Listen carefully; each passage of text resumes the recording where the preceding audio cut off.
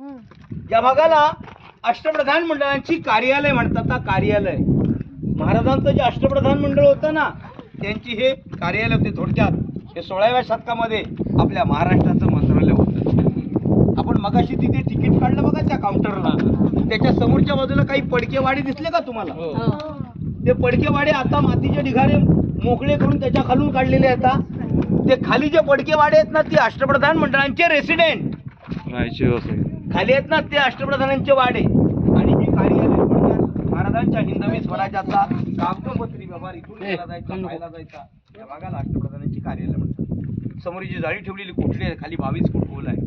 ती मधली आहे ती 20 फूट आणि ती शेवटची 11 फूट खोल आहे. 10 बाय 10चीच आहे. या 3 कोठड्यांना धान्यांचं पेव कोठार म्हणतात.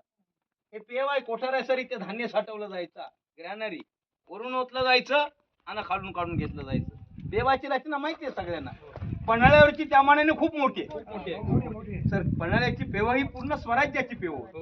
गंगा, यमुना आणि सरस्वती ही फक्त रायगडापुरती संबंधित होती. एमर्जन्सी स्टॉक पेव वरून ओतलं जायचं आणि खालून काढून घेतलं जायचं. पेवाची रचना धान्यांचं कोठार म्हणते. एकमेकाला